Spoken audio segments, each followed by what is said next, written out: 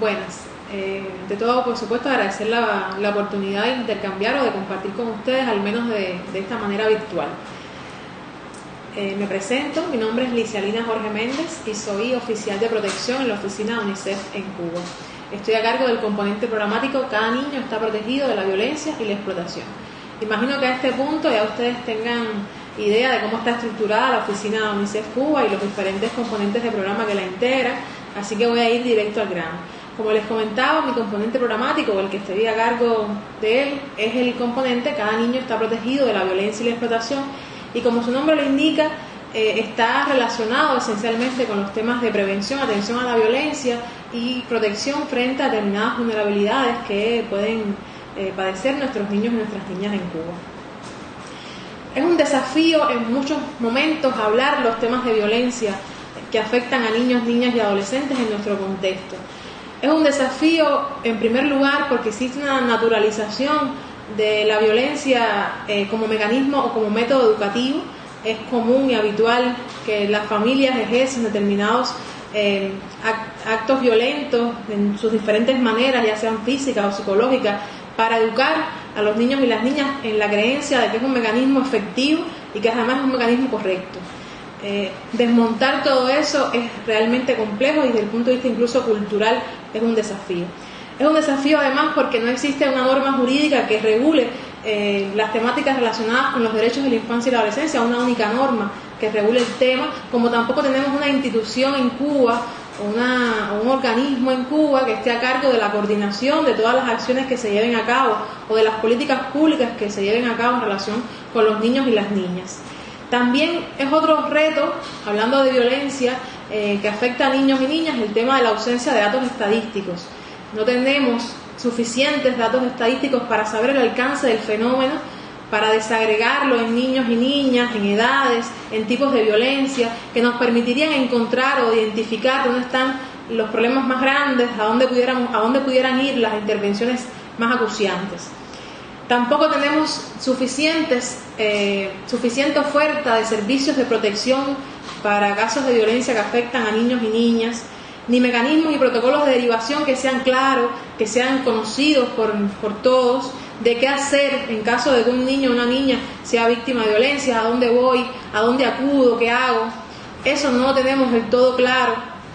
Y además, muchas veces las respuestas no constituyen una respuesta como sistema, es decir, no es un sistema de protección, sino que son diferentes órganos de la Administración Central del Estado o instituciones que realizan un grupo de acciones para proteger a nuestros niños y niñas, para atenderlos en casos de que sean víctimas de violencia, pero que no siempre trabajan de manera articulada y coherente con un sistema de protección.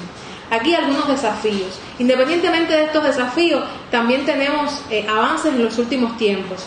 En primer orden, el reconocimiento en la nueva Constitución de la República de la noción del niño como sujeto de derecho, del principio de interés superior del niño, de que todo niño, niña y adolescente tiene que estar protegido de cualquier forma de violencia. Este reconocimiento constitucional, sin lugar a dudas, es un paso de avance, que queda mucho todavía para que estas nociones calen en la gente, en las instituciones, en los profesionales que trabajan con niños y niñas, es cierto, pero el hecho de que esté regulado constitucionalmente es un importante paso de avance. También en los últimos tiempos, en los últimos años, han aumentado los mecanismos de denuncia, la existencia de líneas de ayuda que funcionan las 24 horas, de líneas de denuncia, como la de la Fiscalía General de la República, la línea 103, que ha pasado recientemente a abordar temas de violencia de género, que si bien no son líneas o canales específicamente pensados para los niños y las niñas, sí pueden ser utilizados para denunciar violencia contra ellos. También ha sido importante la publicación en los años recientes de el informe de Cuba relacionado con los resultados de Cuba en el enfrentamiento a la trata de personas, porque contiene una estadística asociada a los niños y niñas víctimas de delitos esencialmente sexuales. Es un tipo de violencia, pero al menos tener esa estadística es realmente valioso. Y también considero un paso de avance en algo que tiene mucho que ver con el trabajo que ustedes hacen, es la mayor visibilidad que han tenido en nuestros medios en los últimos tiempos los temas de violencia.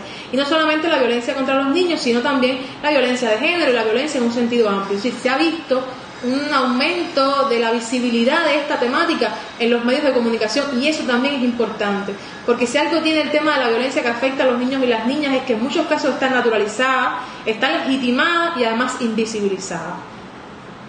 En función de estos desafíos y de estos avances, ¿cuáles han sido los principales resultados que el programa de cooperación de UNICEF Cuba para los años entre 2020 y 2024 ha determinado específicamente para el componente cada niño está protegido de la violencia y la explotación? Hay un resultado macro, digamos, y es que esperamos que para 2024 más niños, niñas y adolescentes de territorios y grupos priorizados se beneficien de servicios y espacios de protección de calidad y libres de violencia. Este resultado macro, que digamos que engloba el resto, habla de espacios y servicios de protección. Ese resultado macro además se divide en un grupo de resultados más pequeños. El primero de estos es el output, como le llamamos nosotros, el output número 1, que habla del fortalecimiento de espacios de protección. ¿Qué son los espacios de protección? Son entornos físicos en los cuales los niños se encuentran protegidos, donde los trabajadores que allí laboran conocen y dominan las nociones de interés superior del niño como sujeto de derecho, respetan, trabajan en función del disfrute en esos entornos de los derechos de los niños y las niñas. Potenciar, fortalecer y crear nuevos espacios protectores para niños y niñas es una de nuestras prioridades.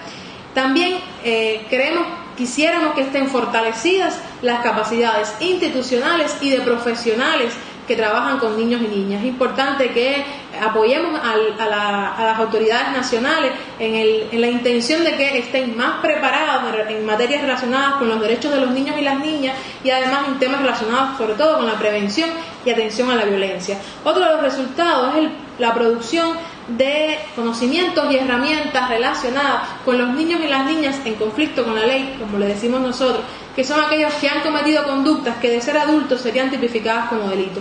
Tenemos también en este espacio un importante, un gran interés de trabajar sobre todo en el tema de la reinserción social de estos niños, niñas y adolescentes. Y por último, tenemos un último output que nació con el tema de la COVID-19, pero que ha ido creciendo. Este output nació pensado en el apoyo psicoemocional que requerían las familias en el contexto complejo de aislamiento provocado por la COVID-19.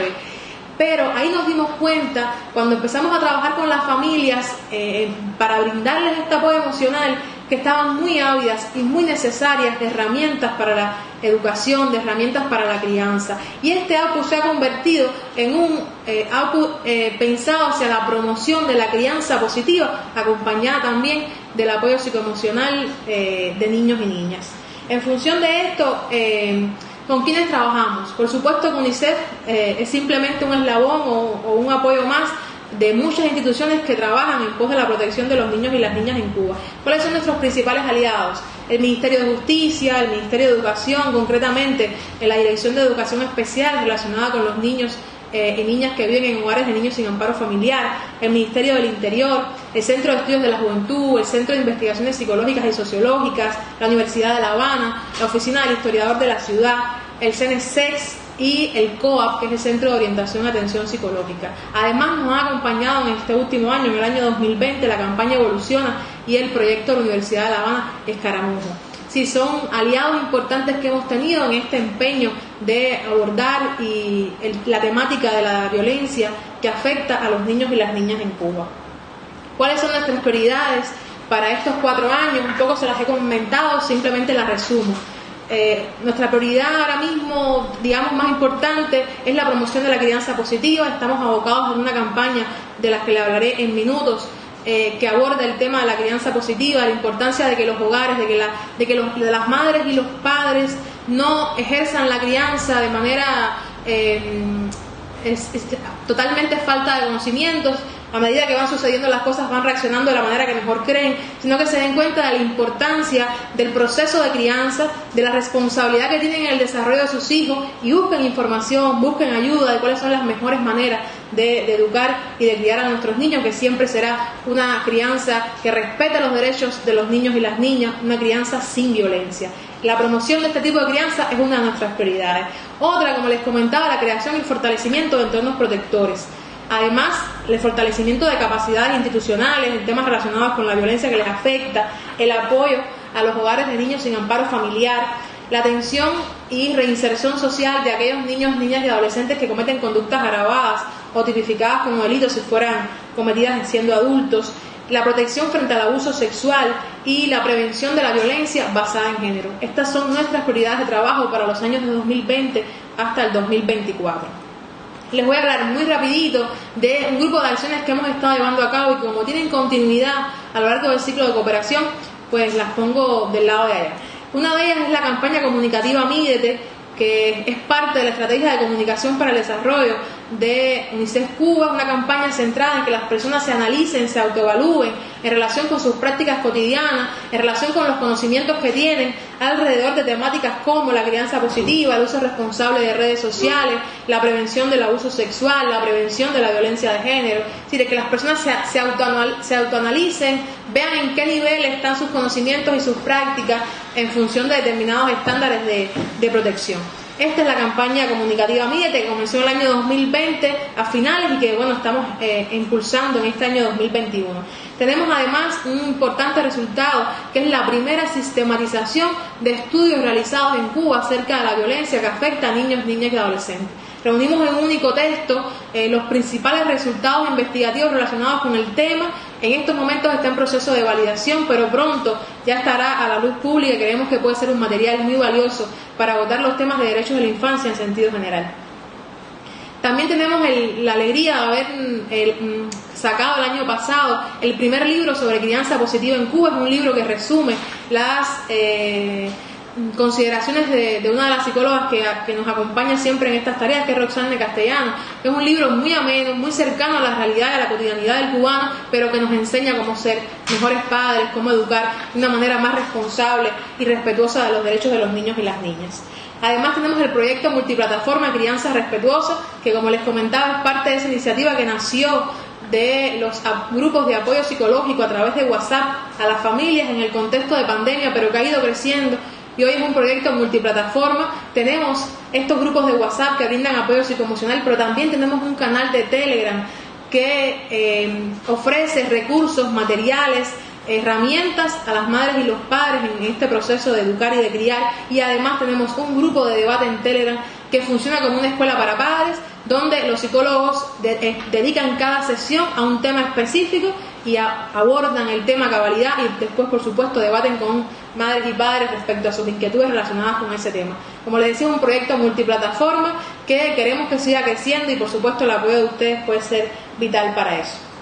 Tenemos además los entornos protectores en La Habana y Granma, que son dos de nuestros principales resultados en materia de entornos físicos ya creados que sirven para proteger a nuestros niños y las niñas. En La Habana, el Centro AMAS para adolescentes, y en Granma tenemos ya alrededor de 12 centros de protección, espacios protectores para los niños y las niñas de esa provincia.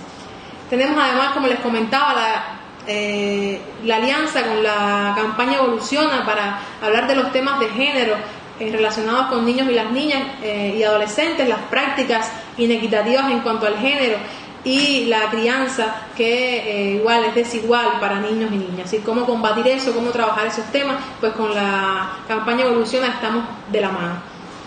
Y por último, les comento un poco el proyecto, la iniciativa que tenemos con el Centro Nacional de Educación Sexual, que estamos abocados a trabajar en el tema de la prevención y la atención que se le da a los niños y niñas víctimas de violencia sexual en Cuba, y la preparación y fortalecimiento de capacidades de los profesionales que intervienen en esa atención a los niños y niñas que han sido víctimas de violencia sexual. De alguna manera y muy rápidamente les he comentado cuáles son los desafíos, cuáles son las principales motivaciones que tiene el componente programático. Cada niño está protegido de la violencia y la explotación para el actual ciclo de cooperación. Les agradezco, por supuesto, la posibilidad de estar con ustedes, y contamos que también sean parte de estas iniciativas y de los mecanismos de divulgación que tan necesarios son para tener resultados más visibles. Muchísimas gracias.